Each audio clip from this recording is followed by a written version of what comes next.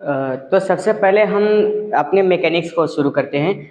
Mechanics में सबसे पहले क्या होता है, अब जैसे मैकेनिक्स में बोल रहा हूँ, आपके जो आप एनसीईआरटी जब उठाओगे तो उसमें सबसे पहला चैप्टर क्या है, यूनिट एंड डायमेंशन ऐसे करके टॉपिक होगा, है ना। ये जो चैप्टर है ये थोड़ा सा हट के, ये आप ब्लैक बोर्ड पे ही समझ सकते हो। तो इसके बाद जो भी चैप्टर्स आते हैं उन सबको मैकेनिक्स में रखा गया है। अब जैसे आप अभी अगर पढ़ोगे तो डिस्टेंस रहेगा, डिस्प्लेसमेंट रहेगा, वेलोसिटी रहेगा, स्पीड रहेगा, यानी ये सब जितनी भी चीज़ें हैं सब मैकेनिक्स से रिलेटेड है ना। इसलिए ये जो मैं बता रहा हूँ ये मैकेनिक्स टॉपिक से।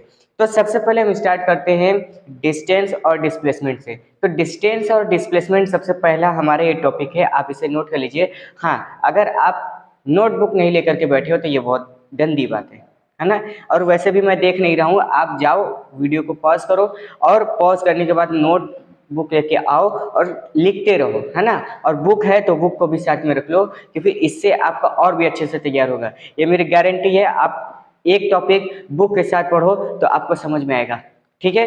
ऐसे ऑनलाइन पढ़ने का ये तरीका रहता है कि आप अगर जब तक बुक नहीं रखोगे तो आपको नहीं समझ में आएगा, है ना। तो अब हम अपने टॉपिक पे आते हैं, ठीक है, समझ में आया। अब जैसे डिस्टेंस और डिस्प्लेसमेंट की बात होती है, मान लिया, है ना, थोड़ा सा अब फ्रैंक भी हो जाते हैं हम लोग, है ना, इस वीडियो में। अब जैसे मान लिया कि आपका घर है, अभी आप जहाँ पे बैठे वो आपका घर है ना। और आपके घर से मान लिया कि आपका जो स्कूल है या मार्केट, मान लिया कि मार्केट है, वो है करीब 200-300 मीटर है ना। ज़्यादा दूर नहीं होता है इतना, एक्चुअल में इतना ही मिनिमम सबके यहाँ होता है। तो मान लिया कि ये आपका घर है और आपके घर से 200-300 मीटर की दूरी पे आपका मार्केट है ना। आपके पापा जी क्या बोलेंगे, आपके पापा जी, पिताजी, है ना, जो भी श्रीमान जी रहेंगे, तो उन्होंने ये कहा, अगर मान लेते हैं कि उन्होंने ये कहा कि जाओ आप यहाँ से जा करके सब्जी लेकर के आओ, है ना। तो आप कैसे करोगे, अब वो पापा है, आप उनकी बात सुनोगे, क्या करोगे, सबसे पहले उनसे पैसा लोगे। पैसा लेने के बाद आप पहले ये डिसाइड करो, आपका घर यहाँ पर है, आपका जो मार्केट है 200 मीटर दूर है, आपके दिमाग में ये है, आप जाओगे जाओगे मार्केट से सामान लेके आओगे और ला करके रख दोगे।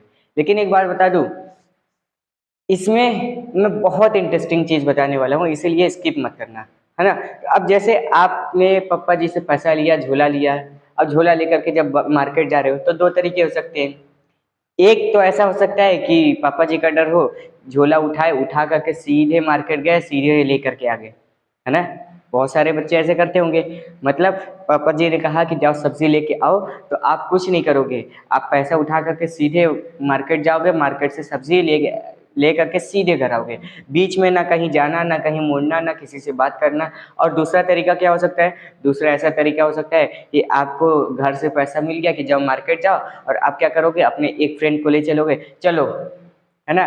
तो आपका फ्रेंड और आप मिलके साथ में चलोगे, आपको सब्जी जहाँ लेके जाना था, लेने जाना था, आप वहाँ नहीं जाओगे, आप क्या करोगे, थोड़ा सा घूम फिर करके, खाते पीते नाचते गाते जाओगे, और फिर थोड़ा सा ज़्यादा दूरी तय करके, है ना, आपको ऐसे जाना रहेगा तो आप इस तरीके से ऐसे ऐसे घूम करके वहाँ जाओगे, फिर सब्जी लेने के बाद फिर आते आते कुछ ना कुछ खाओगे पियोगे, फिर अपने घर आ जाओगे। यानी दो तरीके हुए ना, एक दोस्त के साथ और एक अकेले ही, है ना।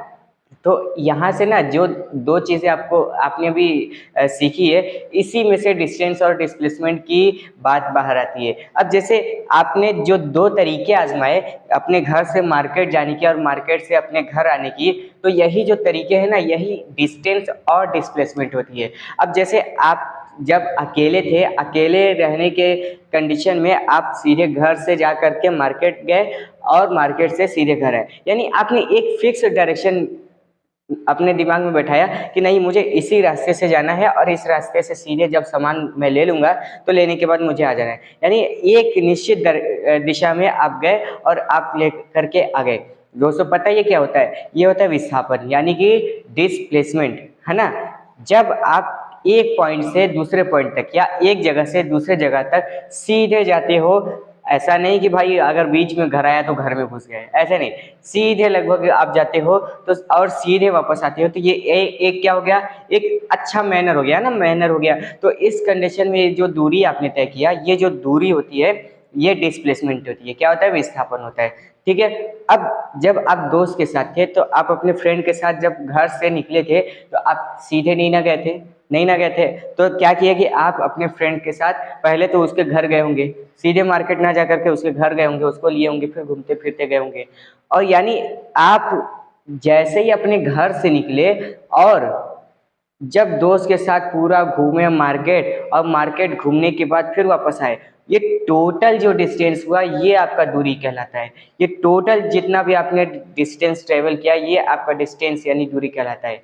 लेकिन डिस्प्लेसमेंट क्या था? डिस्प्लेसमेंट वह था कि आप सीधे से अपने घर से मार्केट गए और मार्केट से अपने घर आए, है ना, एक फिक्स डायरेक्शन में। आप अपने दोस्त के साथ थे, फ्रेंड के साथ थे, तो आपने थोड़ी डिसाइड किया था कि हाँ इस रास्ते से चलेंगे, इस रास्ते से, जैसे मन किया वैसे आप अपने फ्रेंड के साथ चले जाते हो।